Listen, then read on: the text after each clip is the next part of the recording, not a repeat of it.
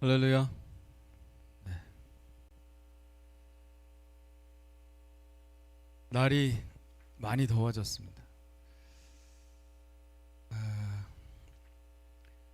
봄이 너무 살짝 왔다가 하는 것 같아요. 마스크 쓰고 다니기도 확실히 불편해졌습니다. 안 쓰고 다니는 분들도 많이 있는 것 같은데 이 코로나19가 아직 우리를 놔주지 않는 것 같아요. 걱정이 많이 되지만 일단 뾰족한 수가 없지 않습니까? 백신이고 치료제고 안 나왔으니까 서로 조심하는 것밖에 방법이 없는 것 같습니다. 불편하셔도 마스크 잘 끼시고 거리 유지하시고 그렇게 또 우리 인류는 방법을 찾아냈으니까 그동안 수천 년 동안 살아오지 않았겠습니까? 하나님께서 방법을 내주실 줄 압니다. 기도 계속 해야 될 것 같고요. 이런 환경 속에서도 우리가 하나님을 또 찾고 하나님을 예배하는 것이 우리의 또 양보할 수 없는 큰 기쁨이기에 하나님께 나왔습니다. 오늘도 하나님 꼭 만나시고 또 여러분의 모든 문제들도 또 해결 받으시는 그런 시간 되었으면 좋겠습니다. 우리 찬양 같이 할까요? 오직 예수뿐입니다. 나의 삶의 모든 것은 주님이십니다. 고백하며 우리 찬양하겠습니다.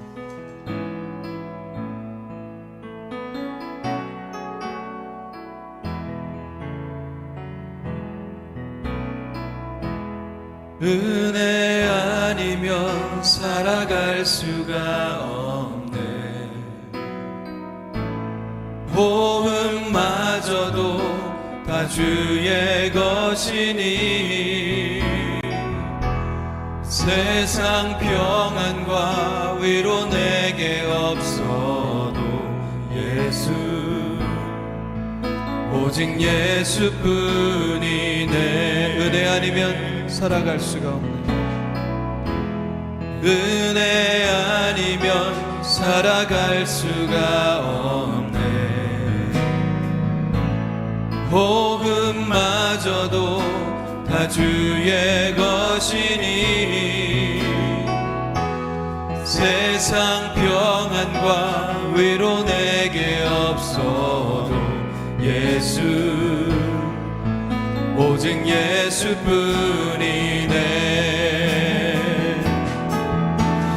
그 신계획 다 볼 수도 없고 작은 고난에 지쳐도 주께 묶인 나의 모든 삶 버티고 견디게 하시네.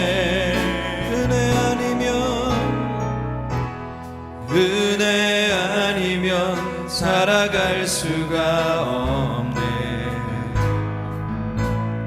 나의 모든 것 다 주께 맡기니 참된 평안과 위로 내게 주신 주 예수 오직 예수뿐이네. 은혜 아니면 살아갈 수가 없네. 은혜 아니면 살아갈 수가 없네. 호흡마저도 다 주의 것이니 세상 평안과 위로 내게 없어도 예수 오직 예수뿐이네. 그 신계획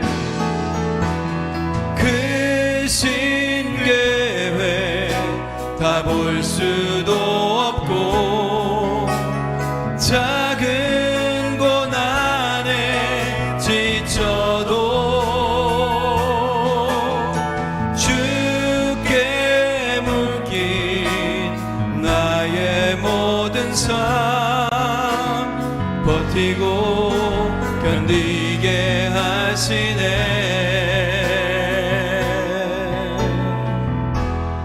은혜 아니면 살아갈 수가 없네. 나의 모든 것 다 주께 맡기니 참된 평안과 위로 내게 주신 주 예수, 오직 예수뿐이네. 예수, 오직 예수뿐이네. 예수, 오직 예수뿐이. 한 번 더. 예수, 오직 예수뿐이네. 예수, 오직 예수뿐이네.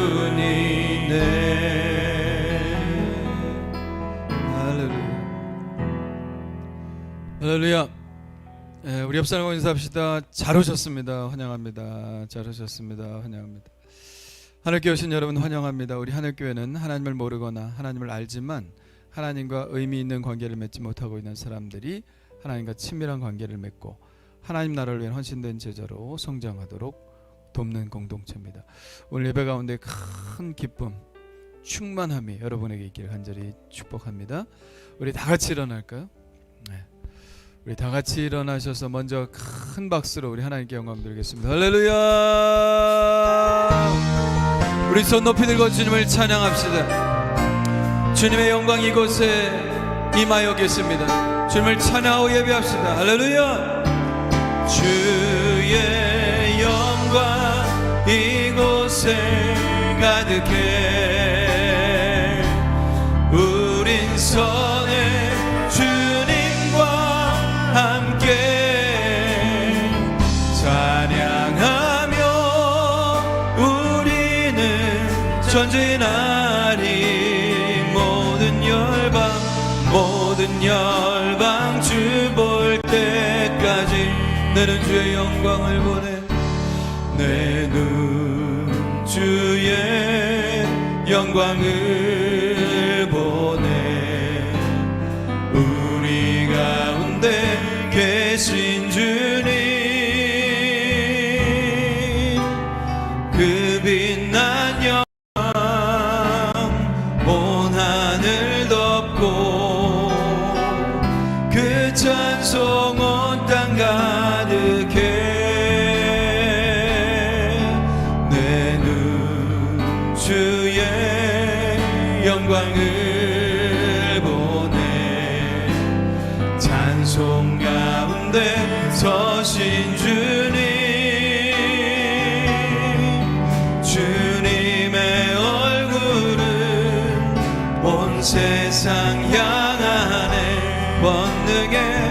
권능의 팔을 드셨네. 주의 영광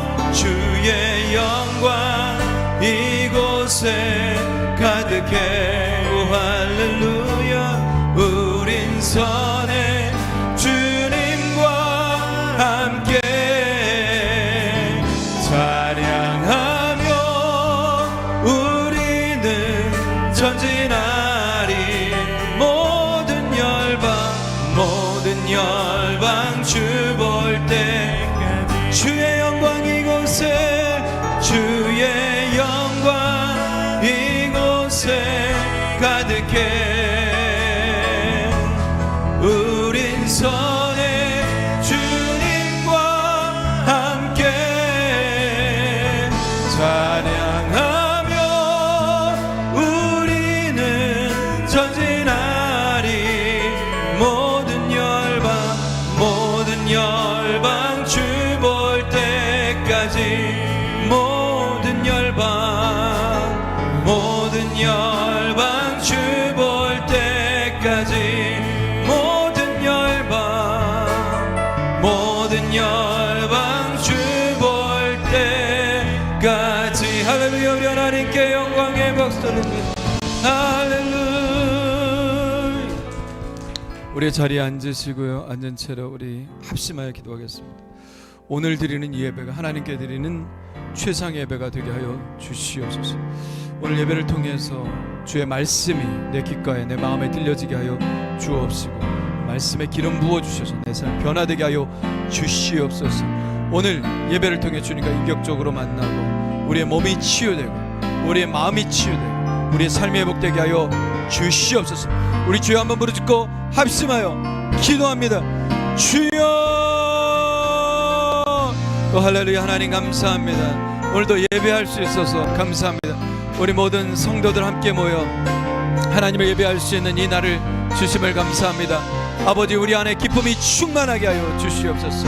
우리 안에 아버지 열정으로 충만하게 하여 주옵소서. 우리의 삶의 아버지의 의욕으로 충만하게 하여 주옵소서. 하나님이 계시기 때문입니다.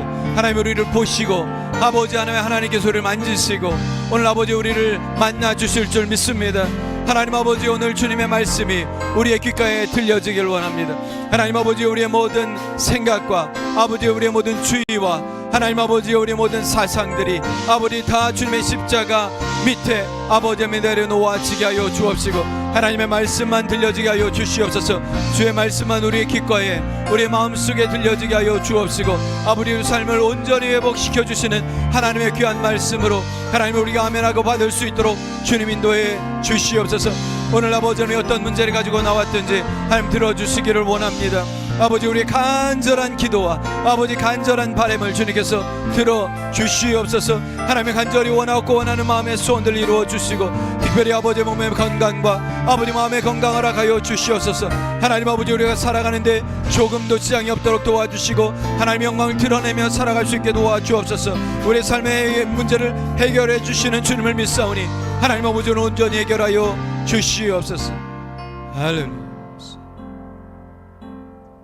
오 주님 감사합니다. 주님께서 주신 크신 은혜를 받고자 오늘 이 자리에 나온 하나님의 백성들을 보시옵소서. 주님을 경외하는 마음으로 왔습니다. 경외하는 자에게 주시는 하나님의 크신 복을 기대하며 나왔사오니 주님 아버지 이 시간에 우리의 심령 가운데 깊게 임재하여 주시옵소서. 우리의 마음을 변화시켜 주시고 우리의 생각을 변화시켜 주시고 우리의 삶을 변화시켜 주시옵소서. 우리 성도들 한 사람 한 사람의 가지고 나온 문제들이 있습니다. 하나님 아시지요. 하나님 마음의 간절한 소원들과 그리고 아버지 하나님이 회복해 되고자 하는 그런 마음들이 있음을 고백합니다. 하나님 우리의 마음을 만져주시옵소서. 감찰하여 주옵소서. 하나님 성령님 조명하여 주옵소서. 고쳐주시고 치유하여 주시옵소서. 우리가 이 세상을 다시 한번 아버지 하나님의 굳센 마음을 가지고 당당한 마음을 가지고 담대한 마음 가지고 살아갈 수 있도록 주여 인도해 주시옵소서. 불안합니까? 하나님이 주시는 평안으로 채워주시기를 원합니다. 하나님 아버지요, 하나님의 은혜가 아니면 한시도 살 수 없는 저희들입니다. 하나님 아버지 우리 삶은 다 주님께 묶여 있사오니 주여 아버지 우리에게 은혜를 주셔서 아버지 그 은혜로 살아갈 수 있도록 도와 주옵소서. 아버지 이 나라의 경제를 붙잡아 주옵시고 이 나라의 아버지 모든 질병들이 하나님 아버지 하루빨리 끝내게 하여 주옵시고 하나님 아버지여 이 모든 어려움들이 아버지 하나님이여 빨리 평정이 되어서 아버지 마음껏 사업하게 도와주시고 아버지 마음껏 만나게 하여 주시고 마음껏 교제하게 도와 주옵시고 아버지 마음껏 창조적으로 삶을 살아갈 수 있도록 주님께서 불쌍히 여겨 주시고 고쳐 주시옵소서. 코로나19의 아버지 하나님의 이 질병이 이 나라에서 이 세계에서 떠나갈지어다 아버지 하나님여 고쳐주신 주님께서 고쳐주실 줄 믿사오니 이번 기회에 우리가 새롭게 깨닫고 하나님께로 다시 돌아오는 기회가 될 수 있도록 주여 인도하여 주시옵소서. 하나님 아버지 우리 성도들 하나님 아버지여 예배를 아버지 여기에 와서 드리지 못하는 성도들이 있습니다. 하나님 그들의 마음을 붙잡아 주옵시고 믿음이 약하여지지 않게 도와주시고 늘 말씀 묵상하며 기도하며 하나님과 교제하는 것을 멈추지 않게 도와주옵시고 하나님 아버지여 그래서 하나님이 나와 함께 하시는 것을 늘 인식하고 살아갈 수 있는 저들이 될 수 있도록 주님께서 인도하여 주옵소서. 아버지 온전히 하나님께만 영광 드리기를 원합니다. 이 예배가 정말 하나님께서 기뻐하신 예배가 되기를 원하오니 하나님 우리를 고쳐주시고 우리를 새롭게 하여 주시고 하나님 영광 받아 주시옵소서. 예수님의 이름으로 기도하옵나이다. 아멘. 전능하사 천지를 만드신 하나님 아버지를 내가 믿사오며 그 외아들 우리 주 예수 그리스도를 믿사오니 이는 성령으로 잉태하사 동정녀 마리아에게 나시고 본디오 빌라도에게 고난을 받으사 십자가에 못 박혀 죽으시고 장사한 지 사흘 만에 죽은 자 가운데서 다시 살아나시며 하늘에 오르사 전능하신 하나님 우편에 앉아 계시다가 저리어서 산자와 죽은 자를 심판하러 오시리라. 성령을 믿사오며 거룩한 공회와 성도가 서로 교통하는 것과 죄를 사하여 주시는 것과 몸이 다시 사는 것과 영원히 사는 것을 믿사옵나이다. 아멘.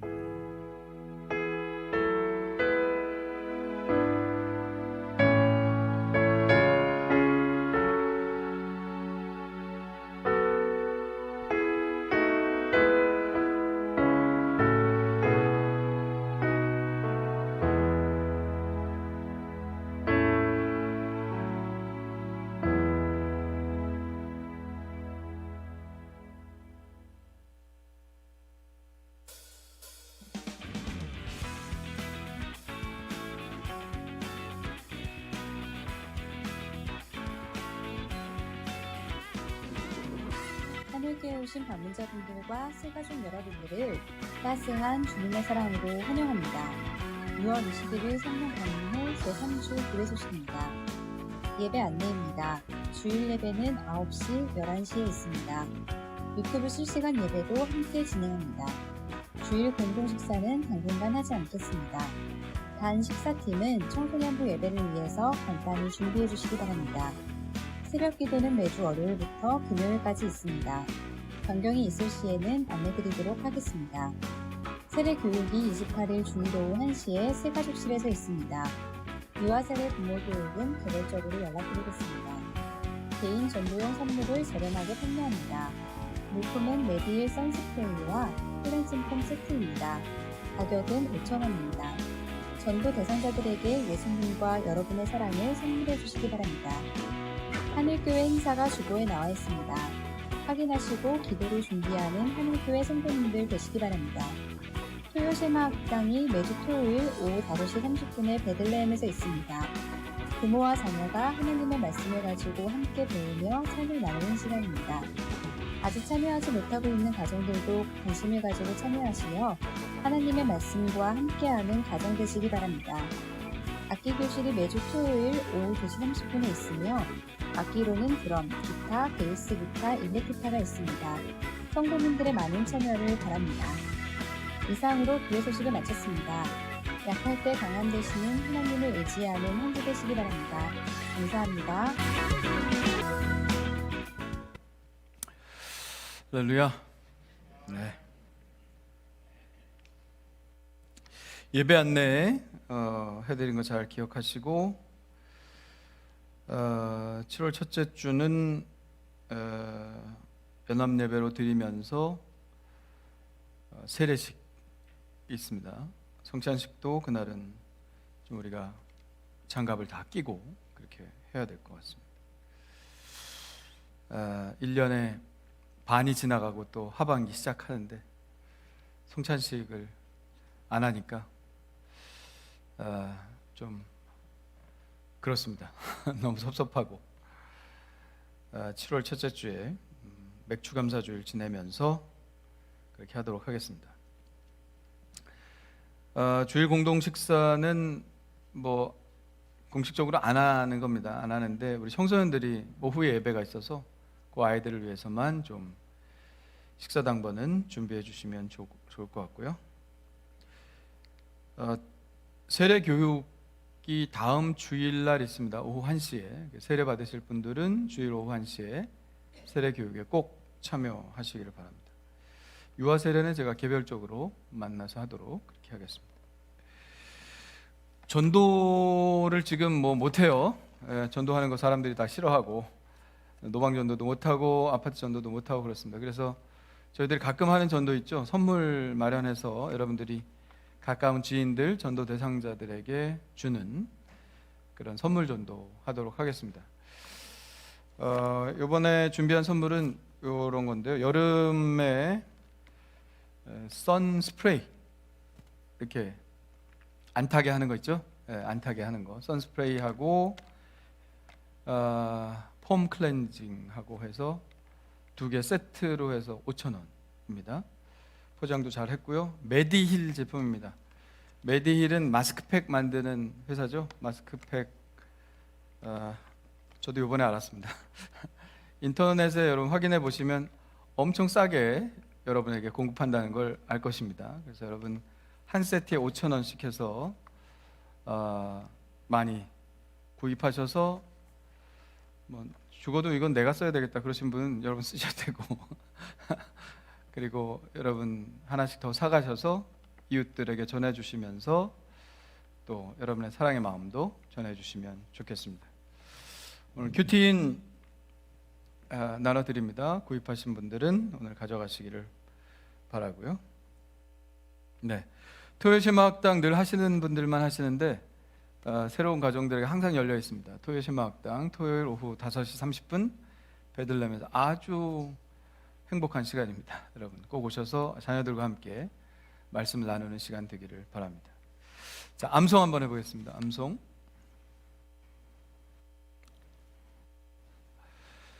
자, 한번 읽어볼까요? 시작. 아무 일에든지 다툼이나 허영으로 하지 말고 오직 겸손한 마음으로 각각 자기보다 남을 낮게 여기고 각각 자기 일을 돌볼 뿐더러 또한 각각 다른 사람들의 일을 돌보아 나의 기쁨을 충만하게 하라. 빌립보서 2장 3절 4절 말씀. 아멘. 교회 일은 다툼이나 허영으로 하는 것이 아니라 경쟁적으로 하는 것도 아니고 겸손한 마음으로 다른 사람 인정하고 당신이 나보다 낫습니다 이렇게 인정하면서 하는 것입니다. 그게 공동체 일이고 내 일도 안 하면서 남의 일 간섭하면 안 되겠죠? 자기 일을 먼저 돌보고 그리고 다른 사람들의 일도 함께 돌보는 게 공동체적인 삶입니다. 자, 우리 다시 한번 해보겠습니다. 시작. 아무 일에든지 다툼이나 허영으로 하지 말고 오직 겸손한 마음으로 각각 자기보다 남을 낮게 여기고 각각 자기 일을 돌볼 뿐더러 또한 각각 다른 사람들의 일을 돌보아 나의 기쁨을 충만하게 하라. 빌립보서 2장 3절 4절 말씀. 아멘. 각각을 3번 하면 됩니다. 오직 한 번 하고 각각 3번 하면 외울 수 있어요. 자, 괄호 넣기 한번 해보겠습니다. 시작. 아무 일에든지 다툼이나 허영으로 하지 말고 오직 겸손한 마음으로 각각 자기보다 남을 낮게 여기고 각각 자기 일을 돌볼 뿐더러 또한 각각 다른 사람들의 일을 돌보아 나의 기쁨을 충만하게 하라. 빌립보서 2장 3절 4절 말씀. 아멘. 아니, 보고 하는데도 이렇게 작게 하면 어떻게 해요? 이제 진짜 안 보고 할 건데. 네? 자, 아무 일에든지 안 보고 다툼이나 허영으로. 시작. 아무 일에든지 다툼이나 허영으로 하지 말고 오직 겸손한 마음으로 각각 자기보다 남을 낮게 여기고 각각 다른 자기 일을 돌볼 뿐더러 또한 각각 다른 사람들의 일을 돌보아 나의 기쁨을 충만하게 하라. 빌립보서 2장 3절 4절 말씀. 아멘. 자, 이번 주 말씀입니다. 자, 이번 주도 기네요. 시작.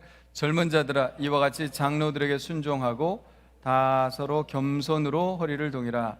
하나님은 교만한 자를 대적하시되 겸손한 자들에게는 은혜를 베푸시느니라.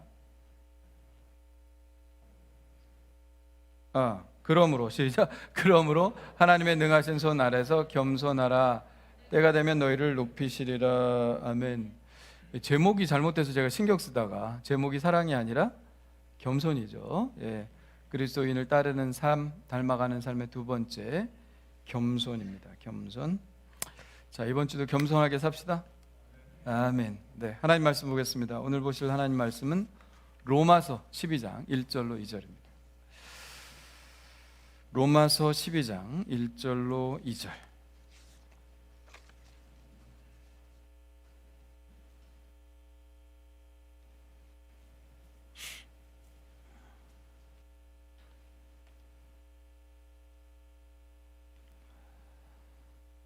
자, 우리 두 구절인데요. 같이 한번 읽어볼까요?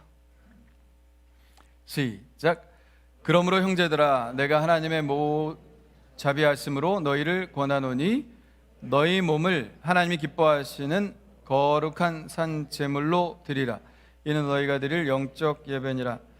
너희는 이 세대를 본받지 말고 오직 마음을 새롭게 함으로 변화를 받아 하나님의 선하시고 기뻐하시고 온전하신 뜻이 무엇인지 분별하도록 하라. 아멘. 자, 옆 사람하고 인사합시다. 아시죠? 당신은 복 있는 사람입니다. 당신은 복 있는 사람입니다. 자기에게 얘기해 주세요. 나는 복 있는 사람. 시작. 나는 복 있는 사람입니다. 할렐루야. 자, 우리가 로마서 하고 있는데요. 로마서는 크게 세 부분으로 나눌 수 있습니다. 자, 1장부터 8장까지는 사람이 어떻게 의롭게 되는가를 얘기하고 있고요. 또 9장부터 11장까지는 유대인들은 구원을 받을 것인가 못 받을 것인가 이런 문제를 좀 길게 얘기하고 있죠. 그리고 오늘부터 들어가는 12장부터 15장까지는 어떻게 살 것인가, 이제 우리가 의롭게 되었는데 어떻게 살 것인가, 적용의 문제를 다루고 있습니다. 그래서 12장부터는 실제적인 삶의 케이스들을 얘기하고 있어요. 봉사는 어떻게 할 것인가, 또 각자 은사를 가지고 공동체적인 삶에 어떻게 봉사할 것인가, 국가 권력에 대해서 우리 그리스도인들은 어떤 태도를 취해야 하는가, 또 공동체 안에서 뭐 믿음이 약한 사람이 있고 강한 사람이 있는데 그 조화를 어떻게 이루어 갈 것인가, 뭐 이런 실제적인 문제를 이야기하고 있습니다. 지금 우리의 삶 속에 그대로 적용시킬 수 있는 말씀도 있고요. 그렇지 않다 하더라도 굉장히 큰 도움이 되는 것은 말씀을 이런 원리로 적용하면 되겠구나 하는 그런 통찰력을 주기 때문에 굉장히 중요한 말씀입니다. 자, 오늘 두 절을 우리가 읽었는데요. 이 두 구절이 앞으로 이야기하게 되는 의롭게 된 자는 어떻게 살아야 되는가를 핵심적으로 요약하는 주제의 말씀이 바로 오늘 읽은 두 구절입니다. 자, 우리 다시 한번 읽어볼까요? 시작.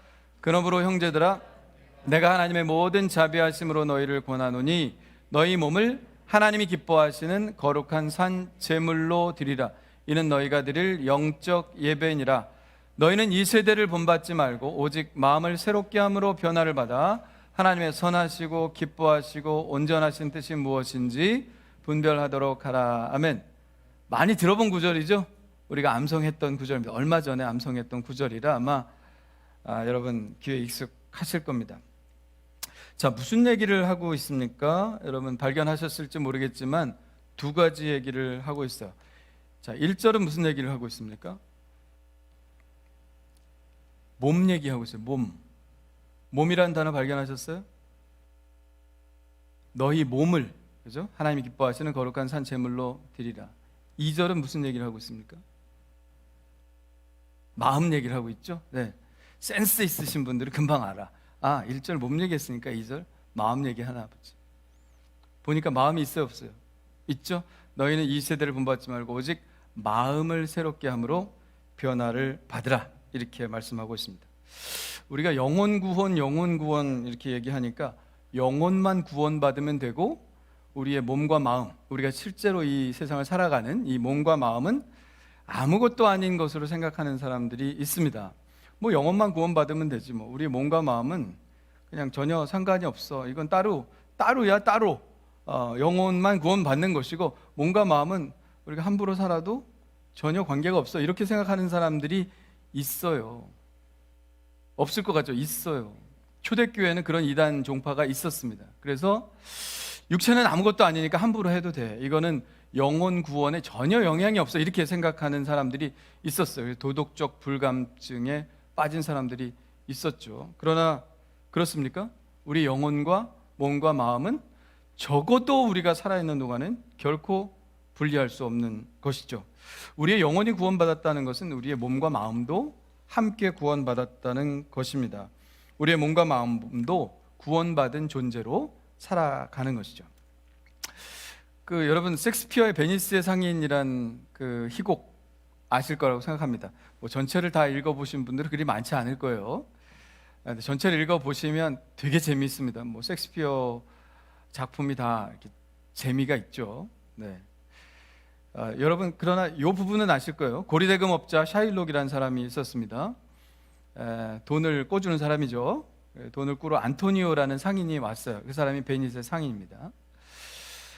그런데 돈을 꿔주면서 만약 갚지 못하면 이렇게 전제를 하면서 계약서를 썼는데 뭐 몇 배를 내라 뭐 이런 것도 아니고요. 심장에서 가장 가까운 살을 1파운드 떼어내겠다는 조건에 서명을 해라 그랬습니다. 심장에서 가장 가까운 살 1파운드면 1파운드면 얼마나 될까요? 이만큼 되나? 잘 모르겠어요. 이만큼을 칼로 도려내는 게 계약서의 일부에 있는 거예요. 그런데 이 안토니오라는 사람은 얼마 안 있으면 이제 상선이 베니스로 들어오기 때문에 돈을 갚을 충분한 능력이 있다고 생각해서 뭐 아무렇지도 않게 사인을 했습니다. 그런데 그 배가 폭풍을 만나가지고 돌아오지 못하게 된 거예요. 어떻게 해야 돼요, 그럼? 살을 배에 내야 되는 거예요. 재판장 앞에 갔습니다. 뭐 계약서가 그렇게 써 있으니까 재판은 뭐 계약서대로 하는 거니까 그래서 가슴살 1파운드를 베어내라. 뭐 계약서에 써 있는 대로 그렇게 재판장이 판단을 했습니다. 그래서 샤일록이 이제 저 그림이 이제 가슴살을 베어내려고 하는 찰나에 재판장이 단 피는 한 방울도 가져가지 마라 그랬어요. 말이 됩니까? 살을 베내는데 피가 안 날 수 있어요? 근데 계약서에는 피가 없잖아요. 살만 써 있잖아. 이거 살만 가져가. 1파운드에서 조금이라도 벗어나면 안 돼. 피도 나면 안 돼. 그냥 살만 가져가.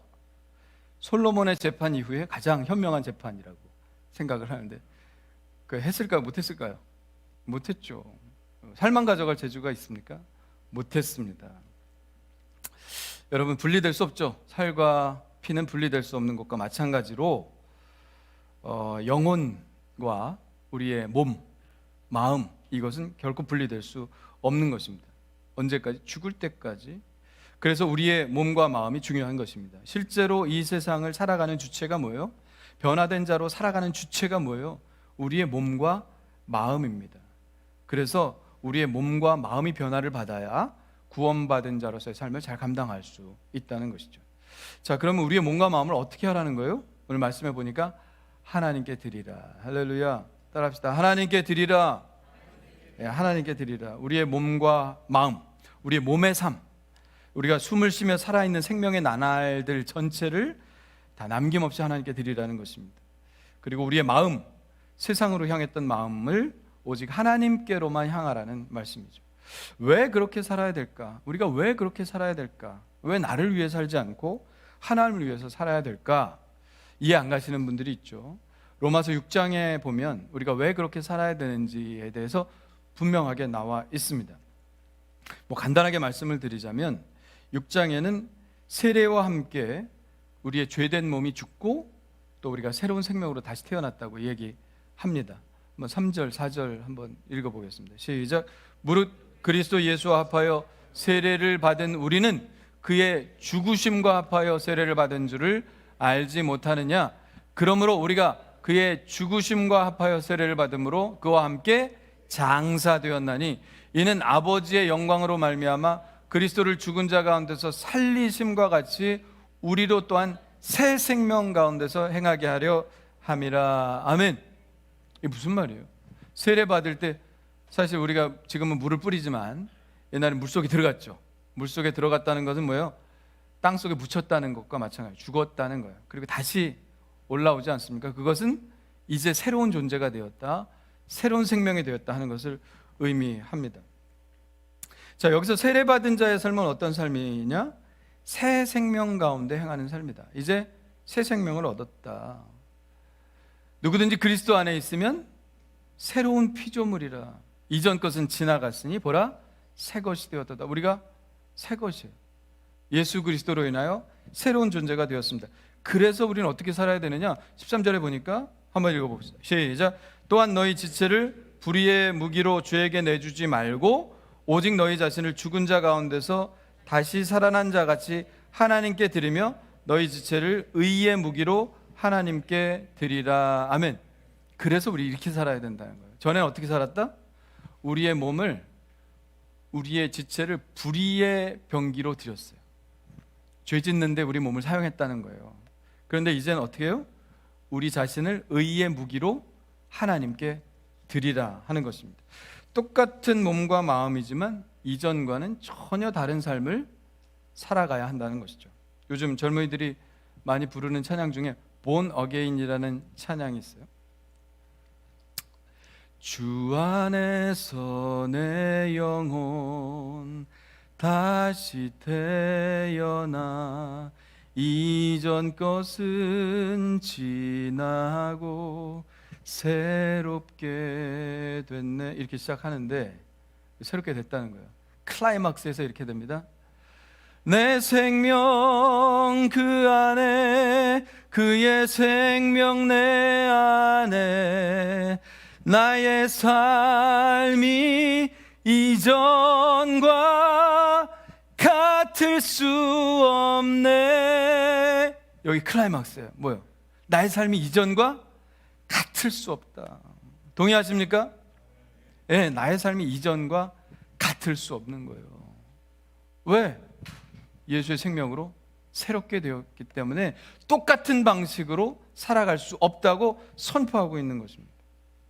똑같은 몸과 마음인 것 같아요. 그런데 내 안에 누가 계십니까? 예수님이 계시고 성령님이 내 안에 내주하고 계시는데 똑같은 삶을 살 수가 없죠. 똑같은 칼인데, 예를 들면 똑같은 칼인데 살인자에게 들려졌을 때는 이게 살인의 도구가 돼요. 근데 백종원에게 들려지면 요리하는 칼이 돼요. 맛있는 음식을 하는 칼이 돼요. 똑같은 칼인데 우리의 몸도, 우리 마음도 똑같은 몸과 마음인데 누구에게? 하나님께 들려지면 하나님의 도구가 된다는 것입니다. 속이 바뀌었기 때문에 우리 겉도 바뀌어야 돼요. 당연히 우리의 몸도 바뀌어야 됩니다. 우리 영혼이 변화되었으면 우리의 몸은 그 영혼의 변화에 따라가야 하는 것입니다. 우리의 영혼이 하나님의 것이듯, 할렐루야, 우리의 몸도 이제 하나님의 것이니 하나님의 뜻에 합당하게 살아가야 한다는 것입니다. 동의하시죠? 오늘 이러한 삶을 어떤 삶이냐? 바로 거룩한 산제물의 삶이다. 저 에어컨 좀 꺼주셔도 될 것 같아요. 좀 이렇게 추워하시는 분들이 눈에 보이네요. 네. 거룩한 산제물의 삶입니다. 제물이 뭐예요? 제물이 번제단 위에 딱 올려져서 통째로 드려지는 게 제물입니다. 우리의 삶이 그렇게 드려져야 한다는 것입니다. 삶의 일부가 아니라, 넓적다리만 드리는 게 아니라, 팔만 한 짝 드리는 게 아니라 삶 전체가 번제단 위에 올라건 제물처럼 우리의 삶이 하나님께 드려져야 한다는 것입니다. 이게 뭐라고요? 이게 영적 예배라고 그랬습니다. 자, 우리말에는 영적 예배라고 번역이 됐어요. 근데 이 영적 예배라는 이 영적이란 말이 이 말과 똑같은 말입니다. 이성적인 또 합리적인, 영적과 이성적 합리적은 좀 다른 말 같은데, 아니 같은 말입니다. 같은 단어예요. 근데 우리나라 번역가들이 기도하면서 이걸 어떻게 번역할 것인가를 고민하다가 영적 예배로 번역한 것이죠. 합리적인 예배, 이성적인 예배로 번역할 수도 있었어요. 하나님 섭리가 있었다고 생각하지만 우리가, 그런데 이게 무슨 얘기냐면은 이렇게 살아가는 것이 뭐냐면 합당한 예배라는 거예요. 합리적이라는 거예요. 왜? 우리의 삶이 죽었다가 새로운 생명으로 다시 태어났으니까 우리의 삶은 다 하나님의 것이고 통째로 우리가 하나님께 우리의 삶을 바치며 사는 것이, 이게 합리적이고 합당하다는 것입니다. 당연하다는 것입니다. 동의하십니까? 동의가 안 되시면 은혜 받으셔야 돼요. 은혜 받으시면 이게 설명 안 해도요 그냥 동의가 됩니다. 제가 이렇게 확 애써 설명하잖아요. 왜요? 은혜 못 받아서 그래요. 은혜 받으면 당연히 내 삶은 하나님의 것이지, 당연히 나는 하나님을 위해 사는 것이지, 이게 그냥 돼요. 제가 설명할 필요도 없어요. 애써서.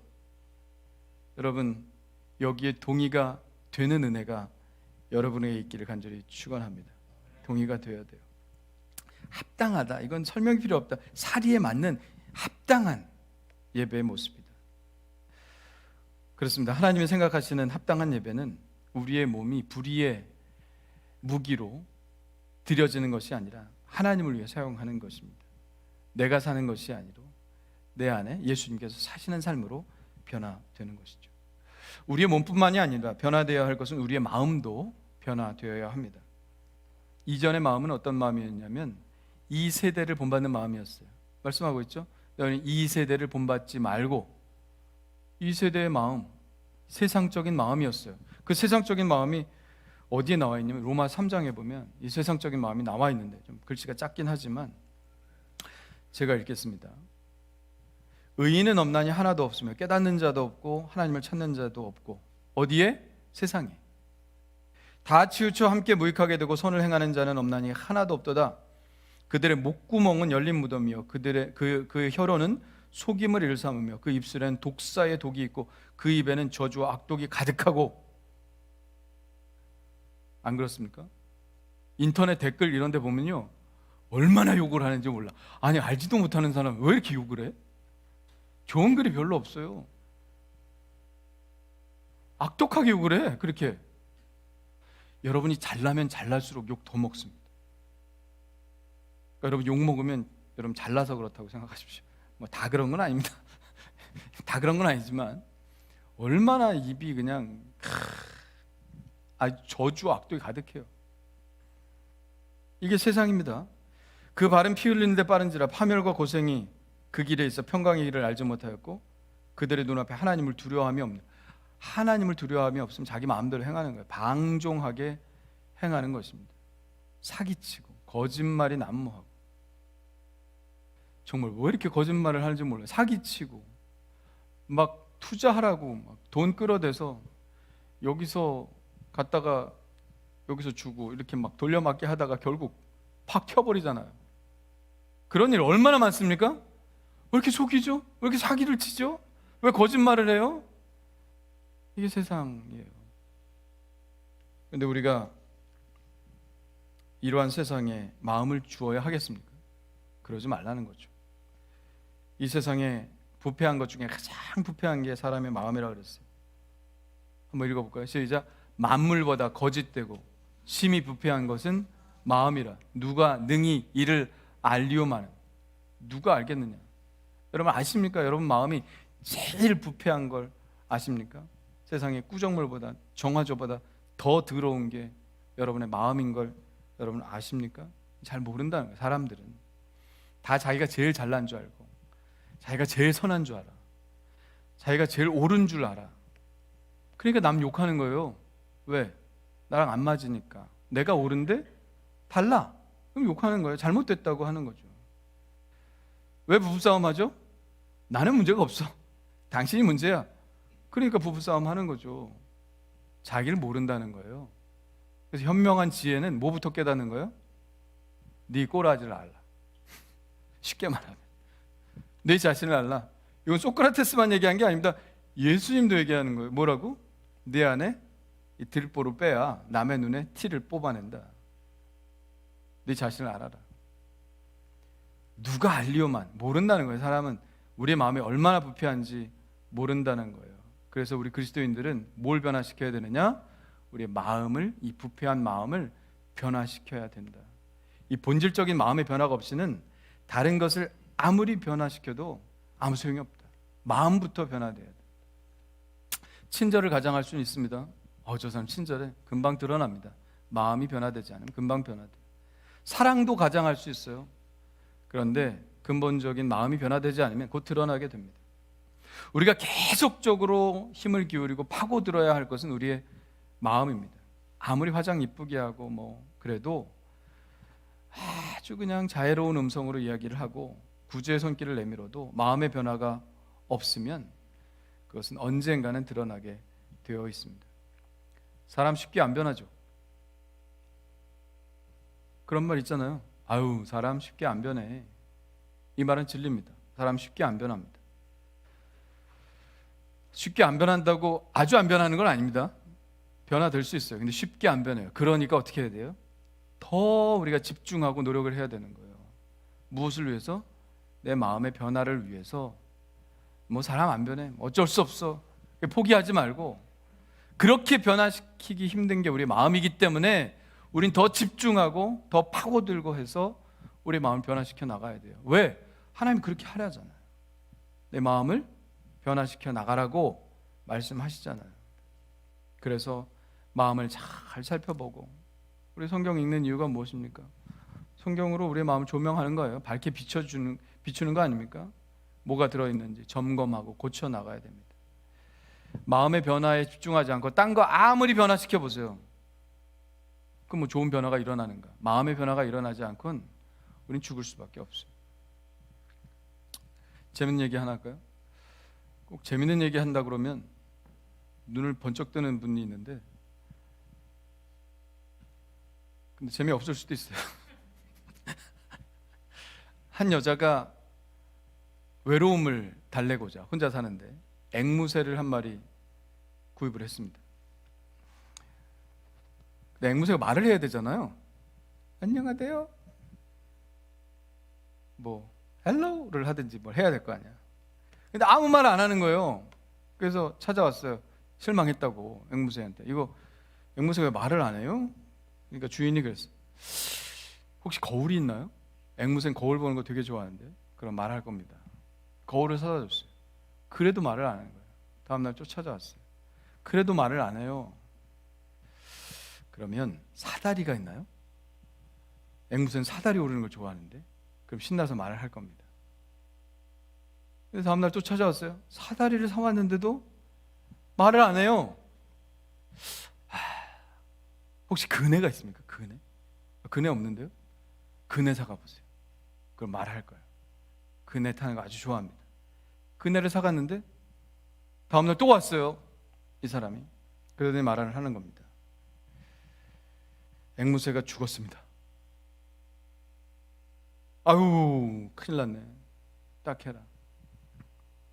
가게 주인이 말했습니다. 새가 죽기 전에 뭐라고 말 안 하던가요?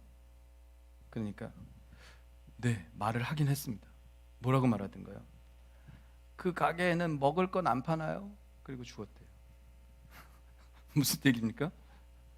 먹을 거 줘야 되는데 먹을 건 안 주고 사다리 사다 주고 뭐 그네 사다 주고 암만 그래요? 점점 죽어가는 거죠. 예? 이 실없는 얘기 같지만 중요한 교훈이 담겨 있습니다. 변화를 하려면 올바른 변화가 있어야 한다는 것이죠. 올바른 변화는 뭐예요? 본질적인 변화입니다.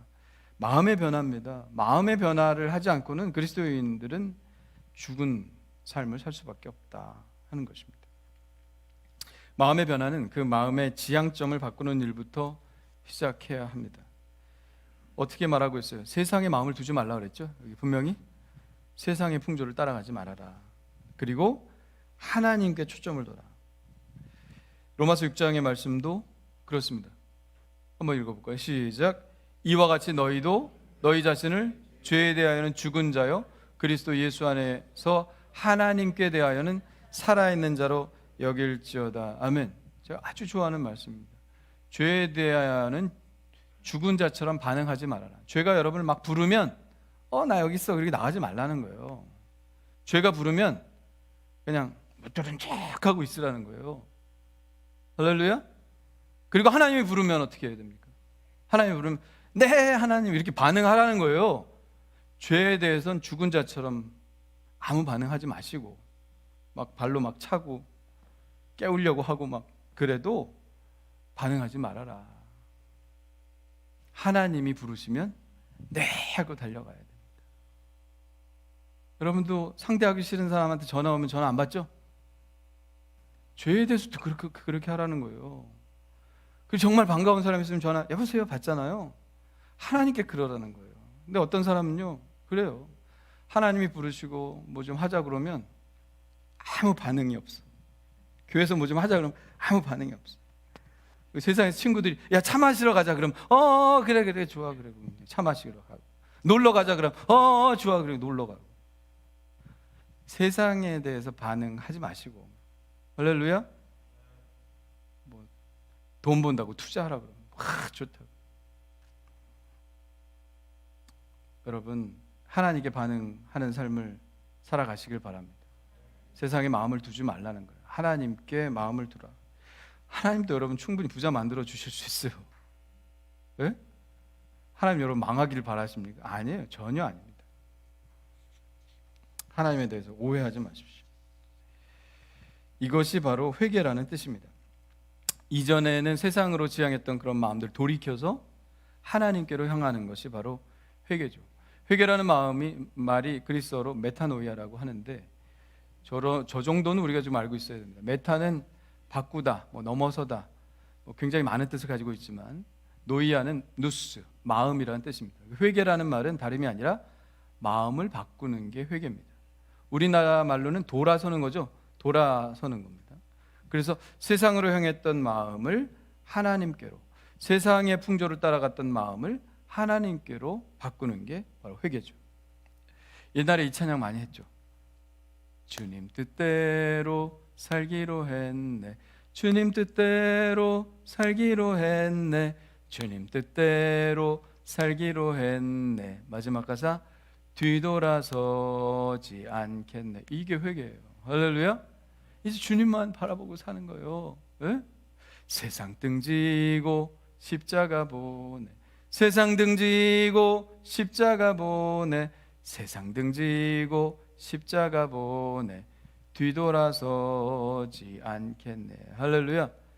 저는 이게 회개를 표현하는 가장 중요한 찬양이라고 생각합니다. 네?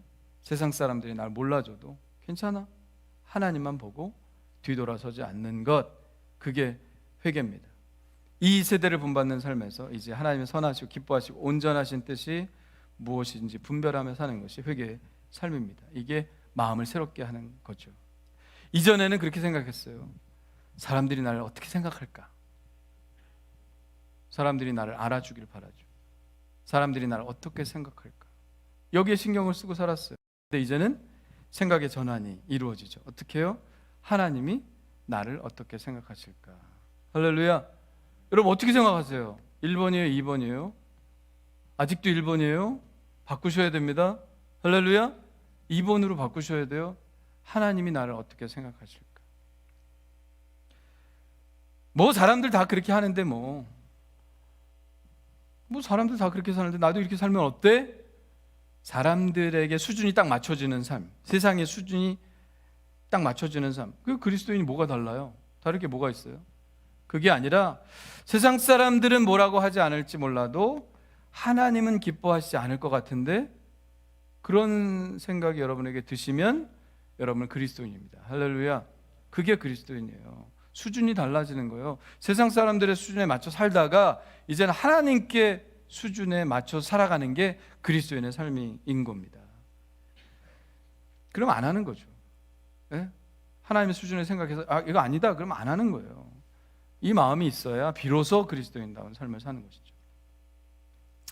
분별이 중요합니다. 뭐라 그랬어요? 하나님의 선하시고 기뻐하시고 온전하신 뜻이 무엇인지 분별하도록 하라. 분별하는 건 쉬운 게 아닙니다. 훈련이 필요한 겁니다. 소믈리에가 뭐예요? 소믈리에. 포도주 감별하는 사람이죠. 소믈리에. 이게 언제 만들어진, 어느 지방에서 어떤 포도로 만들어진 포도주인지 금방 알아요. 소믈리에는. 이거 그냥 알까요? 저절로 태어나면서부터? 아니죠. 훈련. 계속 맛보고 구별해내고, 이 훈련을 통해서 전문가적으로 양성이 되는 게 바로 이제 분별이라는 영역입니다. 저도 알긴 알아요. 포도주 맛은. 소주 맛은 몰라요. 이게 이슬인지 뭔지 그런 거 잘하면 안 돼. 이게 이슬인지 뭔지 이거 분별하고 그러지 마시고. 전 포도주는 압니다. 다냐 안 다냐 이거 알아요. 그건 알아요. 단 건 좋고 안 단 건 안 좋고. 근데 여러분 이게 훈련되지 않은 사람입니다. 근데 훈련된 사람은 정확히 잘 분별할 수 있죠. 향수 전문가도 있죠. 이게 무슨 향수인지 구별하는 사람이 있어요. 뭘 통해서? 훈련을 통해서. 위조 지폐를 분별하는 전문가도 있습니다. 손에 딱 만지면 알죠. 이 딱 쉬는 그 순간이 얼마나 순간의 시간입니까? 근데 딱 하는 순간에 알아요. 벌써. 위조 지폐 감별사는 아무나 할 수 없습니다. 끊임없는 훈련을 통해서 길러지는 전문 영역입니다. 근데 이 위조 지폐 감별사들이 어떻게 훈련하는지 아세요? 우리 생각에는 위조 지폐를 다양하게 쫙 늘어놓고 막 연구할 것 같은데 안 그런다는 거예요. 왜? 위조 지폐는 수없이 많으니까 그냥 진짜 지폐를 계속 세본대요. 진짜 지폐를 계속 만져본대요. 그러면 딴 게 들어오면 이거 좀 이상하다, 이물감이 느껴지면 딱 뽑아낸다는 거죠. 네? 진짜 지폐를 가지고 훈련한다는 겁니다. 이게 놀라운 통찰력을 우리에게 주죠. 뭐예요? 우리가 하나님의 선하시고 기뻐하시고 온전하신 뜻이 무엇인지 분별하는 참된 방법은 뭐예요? 하나님의 말씀을 자꾸 읽고 묵상하고 붙들고 기도하다 보면, 그러니까 뭘로 훈련해야 돼? 성경으로 훈련해야 된다는 거예요. 하나님의 기뻐하시고 선하시고 온전하신 뜻이 담겨있는 이 하나님의 성경을 자꾸 봐야 훈련이 된다는 겁니다. 이렇게 훈련을 해나갈 때 나도 모르는 사이에 하나님의 마음이 우리 안에 들어오는 거예요. 하나님의 분별력이 우리 안에 들어오는 겁니다. 근데 이상하게 딱 들어오면 딱 알죠. 이물감이 느껴집니다. 이거는 나한테 잘 안 어울리는 것 같아.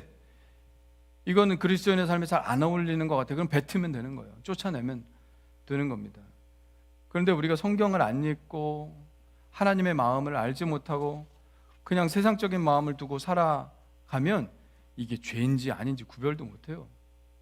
그러면 그리스도인의 삶을 살아갈 수 없는 것입니다. 분별이라고 하는 것은 훈련해야 되는 거예요.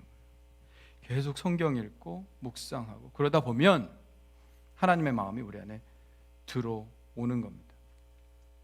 우리 마음 안에는 우리가 모르는, 우리가 느끼지 못하는 세상적인 것들이 엄청나게 많이 들어가 있습니다. 아직도 쫓아내지 못한 마음들이 우리 안에 있을지 모릅니다. 그것이 우리가 그리스도인의 삶을 살면서 실패하는 큰 이유일 수가 있습니다. 이것을 우리 마음속에서 분별하여 쫓아내지 않으면 우리는 온전히 변화된 자의 삶을 살아갈 수가 없습니다. 춘추 전국 시대의 중국의 송나라에 주막에서 술을 만들어 파는 장씨라는 사람이 있었습니다. 그는 정직했어요. 되를 속이지도 않았고 친절했고 술 빚는 실력도 대단했습니다. 그리고 홍보도 열심히 했습니다. 깃발을 크게 높이 세워놓고 여기가 주막이라는 것도 표시를 했어요. 근데 문제는 술이 안 팔린다는 거예요. 날마다 기다려도 손님이 안 와요. 그래서 담궈놓은 술을 다 폐기하기가 일쑤였습니다. 너무 답답해서 동네에 있는 지혜로운 나이 드신 분을 찾아갔습니다. 제가요, 술도 엄청나게 잘 만들고 마셔보시면 알겠지만 맛있습니다. 술이 술술 넘어갑니다. 근데 사람들이 안 살아와요. 왜 그럴까요? 물어보니까 해답을 줬는데 개가 문제다. 뭡니까? 주막 앞에 개가 하나 묶여 있는데 그 개가 너무 무서워.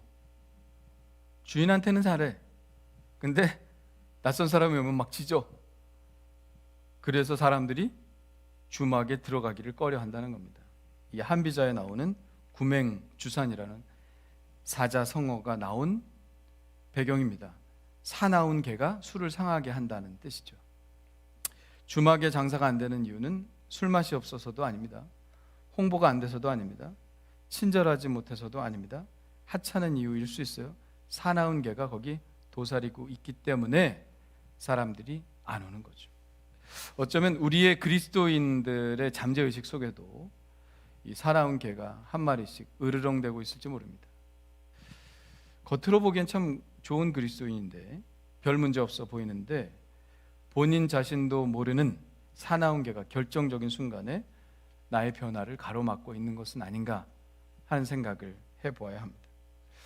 여러분 안에 있는 사나운 개가 혹시 있습니까? 그것이 무엇인지 잘 생각해 보시길 바랍니다. 지금 생각난다면 바로 그거예요. 그것을 하나님이 계시해 주실 때 개를 잡든지 내쫓든지 제거해 버려야 합니다. 쉬운 게 아니죠. 강아지라면 모르겠어요. 근데 정말 오래된 개라면 여러분 모를 수도 있어요. 여러분 자신은 너무 익숙해서 그 사나운 개가 여러분한테 잘할 수도 있어요. 그런데 남들은 알죠. 여러분은 익숙하니까 몰라도. 여러분 무슨 TV에 개 프로그램 있는 거 알죠? 개 훈련시키는 거. 그거 보면 자기한테는 문제가 없어. 자기 집에서는 잘 살아. 근데 남들한테는 엄청 짖고 산하게 하죠. 우리 안에도 그런 문제가 있을 수 있어요. 나는 익숙해서 괜찮아, 나는 편해. 그런데 남이 볼 때는 저 사람 저게 문제야, 저 사람 저게 문제야. 이거 알죠? 자기는 몰라. 저 사람 저게 문제야. 이걸 안다고요. 그 개를 쫓아내지 않으면 우리는 변화된 삶을 살아갈 수가 없다는 겁니다. 우리의 마음을 잘 점검하고 우리의 마음에서 혹 그런 것들이 있다면 쫓아버리고 뽑아버리고 해야 합니다. 그래야 우리는 변화된 삶을 살 수 있죠. 그리스도께서 우리를 위해서 모든 것을 주셨습니다. 그러니 우리의 모든 것은 이제 주님의 것입니다. 이제 새롭게 부여된 삶은 주님을 위한 삶으로 살아나가야 합니다. 그게 그리스도인의 삶의 본질이죠. 이게 전제가 되어야 돼요. 오늘 이 두 구절이 전제가 되어야 됩니다. 그래서 나의 몸과 나의 마음은 다 주님의 것입니다. 나를 위해서 주님이 죽어주셨습니다. 내가 지금 사는 것은 주님께서 주신 생명의 선물로 새롭게 사는 것입니다. 그러니 나의 몸과 나의 마음은, 나의 삶 전체는 하나님의 것입니다 라고 하는 고백하는 전제가 있어야 성경 말씀이 이해가 가는 거예요. 그렇지 않으면 이해가 안 갑니다. 여기에 동의하지 못하면, 이것에 동의하도록 은혜를 받지 못하면, 나의 존재에 대해서 분명하게 성경이 말씀하고 있는 것들이 동의가 안 되면 성경을 이해할 수가 없어요. 그래서 우리가 은혜를 받아야 됩니다. 할렐루야. 나의 모든 것은 다 주님의 것입니다 라고 고백하며 내가 이제 주님을 위해 살겠습니다 라고 하는 마음으로 살아가야 합니다. 이 전제가 우리에게 꼭 필요하죠. 아직도 여러분의 몸과 마음이 여러분의 것이라고 생각한다면 좋은 그리스도인으로 변화될 가능성은 별로 없어 보입니다. 이게 돼야 됩니다. 나의 삶 전체가 하나님의 것임을 인정해야 됩니다. 그래야 이 바로 다음에 이제 우리가 살아도 주를 위해 살고 죽어도 주를 위해서 산다, 이런 구절이 나오면 이게 도대체 뭐야? 나는 나를 위해 사는데? 이렇게 되는 거예요. 이게 동의가 안 되는 겁니다. 성경 말씀이 여러분을 위해서 주님이 죽어주셨고 여러분이 이미 죽었고 새로운 생명으로 여러분들이 살아있다라고 하는 것을 인정해야 그때부터 그리스도인의 삶을 살아가게 되는 것입니다. 이 고백이 여러분에게 있기를 간절히 축원합니다. 따라합시다. 나의 몸과 마음은 모두 주님의 것입니다. 나의 몸과 마음을 거룩한 산 제물로 하나님께 드립니다. 할렐루야. 이런 고백이 그저 따라하는 고백이 아니라 여러분 진정 마음에서 우러나는 고백이 되시기를 간절히 축복합니다. 우리 찬양하고요, 우리 통성으로 기도하겠는데, 하나님의 선하시고 기뻐하시고 온전하신 뜻대로 살아가는 변화된 마음으로 살기를 원합니다. 나의 몸으로 나의 인생 전체가 하나님께 영광 돌리는 삶을 살기를 원합니다. 이 두 가지 말씀이 인정되게 하여 주시고 그렇게 살아가는 것이 나의 가장 본질적인 그리스도의 삶이다라고 하는 사실을 내가 인정하며 살아갈 수 있도록 도와주옵소서. 여러분, 말씀 듣다가 이 말씀에 동의가 되었다면 하나님, 제가 이렇게 살겠습니다 고백하며 나아가도록 하겠습니다. 우리 찬양하면서 헌금하시고요, 우리 한 통성으로 기도하겠습니다.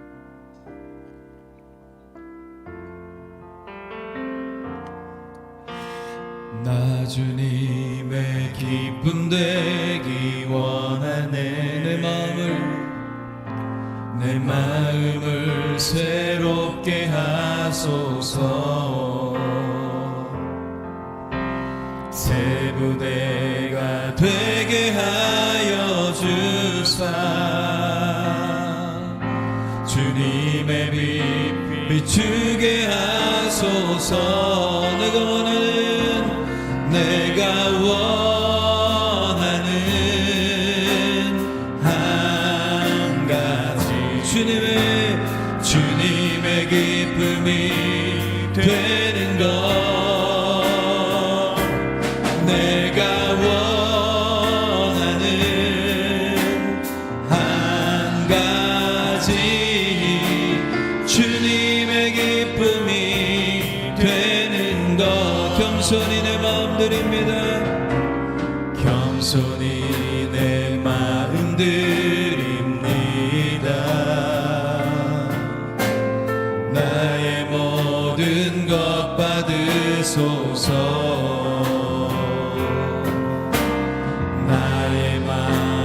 깨끗게 씻어주사 주의 길로 행하게 하소서. 주여 내가 원하는 한 가지 주님의 기쁨이 되는 것. 내가 원하는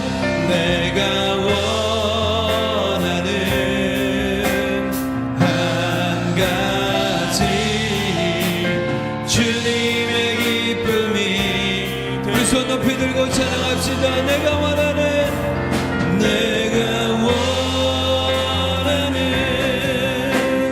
한 가지 주님의 기쁨이 되는 것. 내가 원하는 한 가지 주님의 기쁨이. 우리 주여 한번 무릎 꿇고 기도합니다. 주여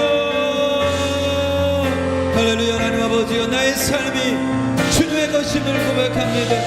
하나님은 나를 살리셨고 나를 새롭게 하셨습니다. 나의 옛사람은 죽고 내가 새로운 생명으로 다시 태어났음을 고백합니다. 그러므로 아버지 나의 몸과 나의 마음 나의 생각 나의 사고 전체가 하나님의 것임을 주장하오니 하나님 아버지여 나를 의의 무기로 사용하여 주옵소서. 아버지 나의 생각을 불의의 무기로 드리지 않기를 원합니다. 아버지며 나의 몸을 아버지 불의의 병기로 드리지 않기를 원합니다. 오직 하나님께만 아버지며 나의 몸과 마음을 드리기를 원하오니 하나님 아버지 내가 살아도 주님을 위해 살고 아버지 죽어도 주님을 위해 죽는다는 아버지 이런 마음을 가지고 살아갈 수 있도록 주여 인도하여 주시옵소서. 이 은혜를 내게 허락하여 주옵소서. 아버지며 나의 삶이 나의 것이 아니라 하나님의 것임을 고백하는 그 은혜가 우리 가운데 있게 하여 주시옵소서.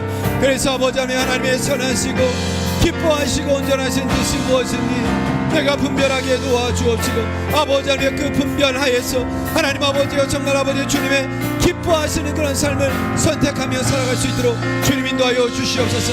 악이 우리 가운데 들어왔을 때 죄악이 우리 가운데 들어갔을 때 분별해내는 능력을 내게 허락하여 주시고 뽑아내고 제거하여 아버지 하나님이여 정말 아버지여 그것들을 완전히 몰아내는 그런 삶을 내가 살아갈 수 있도록 주님 인도하여 주시옵소서. 아버지 나의 마음을 새롭게 하여 주시옵소서. 깨끗게 하여 주시기를 원합니다. 변화시켜 주시기를 원합니다. 나의 마음이 힘이 부패한 것임을 인정합니다. 구정물보다 더러운 하나님 아버지의 그런 마음임을 고백합니다. 주여 아버지 하나님 나를 변화시켜 주시소. 나의 몸이 온전히 거룩하게 되고 나의 몸이 온전히 거룩하게 되어서 하나님의 나를 이루며 아버지 그 나를 살아갈 수 있는 저희들 낼 수 있도록 하나님 인도해 주시옵소서. 할렐루야. 하나님 나를 변화시켜 주시옵소서. 하나님의 뜻에 합당하게 사용되게 하여 주시옵소서. 할렐루야. 하나님 우리의 몸의 실체와 우리의 마음의 실체를 깨닫게 하여 주시니 감사드립니다. 우리는 이미 주님과 함께 십자가에 못 박혔고 장사되었다가 새로운 몸으로 살아났습니다. 그것은 바로 우리를 이제는 새로운 생명 가운데로 살게 하시려는 하나님의 뜻인 줄 믿습니다. 과거는 잊어버리고 이젠 새로운 삶을 살아라 라고 주님께서 말씀하신 것임을 믿습니다. 나의 옛사람을 무덤 속에 완전히 가두게 하여 주옵소서. 이젠 예수님과 함께 거룩한 몸으로 마음으로 다시 태어나는 존재가 되게 하여 주시옵소서. 이제는 죄악이 나를 손짓하고 죄악이 나에게 전화벨을 울릴 때 전혀 반응하지 않기를 원합니다. 하나님이 부르실 때 하나님께 손을 들고 이제 반응하는 삶을 살기를 원합니다. 아버지 죄악에 대해서 내가 죽은 자로 하나님께 대해서는 산 자로 여기기를 원합니다. 하나님 그렇게 살 수 있도록 도와주옵소서. 이것은 마땅히 우리가 드려야 할 영적 예배며 이것은 아버지 하나님 우리가 마땅히 그렇게 해야 할 우리의 삶의 모습인 줄 저희는 믿습니다. 우리에게 은혜를 주셔서 깨닫게 하여 주시고 그렇게 살아가는 것이 우리의 삶에서 마땅한 것임을 우리가 인정할 수 있도록 주여 인도하여 주시옵소서. 그렇게 하나님께 쓰임받고 하나님께 붙잡힌 바 된 삶을 살아가는 것이 바로 우리에게 복된 길임을 깨닫습니다. 주여 이 복된 길을 살아가게 하여 주옵소서. 귀한 예물을 주님 앞에 드리오니 드린 손길들 축복하여 주옵소서. 경제가 많이 어렵고 사업도 많이 힘듭니다. 주여 붙잡아 주셔야 되겠습니다. 하나님 붙잡아 주옵소서. 우리의 사업체를 붙잡아 주옵소서. 우리의 직장을 붙잡아 주옵소서. 우리의 가정을 붙잡아 주옵소서. 하나님 경제적으로 불편함이 없도록 우리가 이 세상에서 우리의 몸을 보존하고 우리의 가족을 보존하고 살아갈 수 있도록 우리에게 꼭 하나님의 자비로우신 은총을 베풀어 주시옵소서. 힘을 주셔서 살아가게 하여 주옵시고 마음의 담대함을 주셔서 능히 이 어려움들을 이겨나갈 수 있도록 주님 축복하여 주옵소서. 혹 풍성한 자들이 있습니까? 교만하지 않게 도와주옵시고 하나님의 것을 하나님께 드릴 수 있는 마음을 허락하여 주시며 나에게서 나온 것이 아니라 하나님의 은혜임을 깨달으며 살아갈 수 있는 겸손함, 그것을 인정할 수 있는 겸손함을 우리에게 허락하여 주옵소서. 오늘 우리가 바친 이 물질에 우리의 간절한 소원이 있다면 들어주시고 응답하여 주시고 채워 주옵소서. 오직 하나님의 영광을 위해서 사용되는 귀한 예물이 되기를 원하오며 예수 그리스도의 이름으로 봉헌하며 기도하옵나이다. 아멘. 아멘. 우리 다 같이 일어나셔서 주만 바라볼지라 찬양하시겠습니다.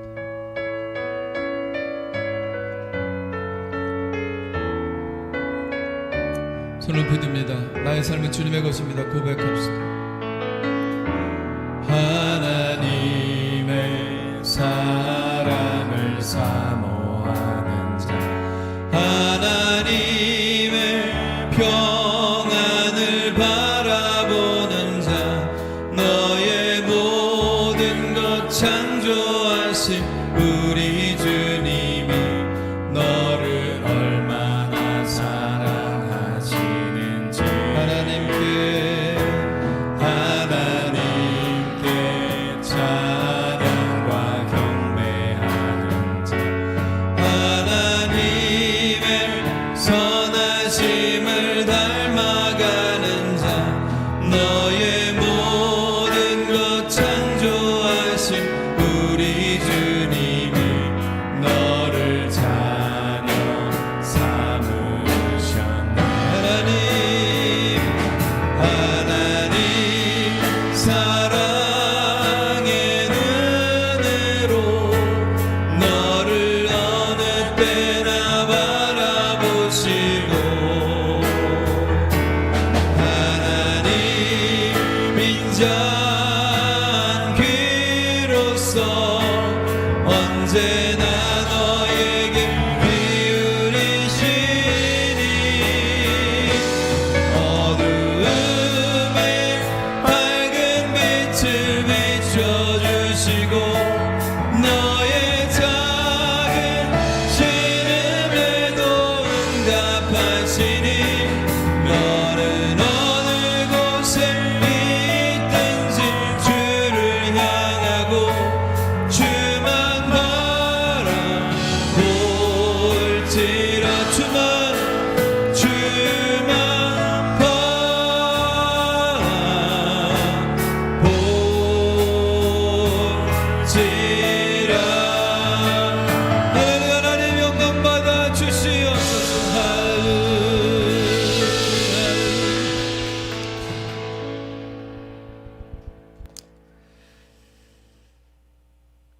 이제는 우리 주 예수 그리스도의 은혜와 하나님 아버지의 그 크신 사랑하심과 성령님의 내주 감화 역사하심이 오늘 말씀을 듣고 하나님의 것으로 우리의 몸과 마음을 온전히 드리며 살기를 원하는 하늘교회 모든 성도들의 삶에 지금부터 영원토록 함께하여 주실 것을 간절히 축원하옵나이다. 아멘.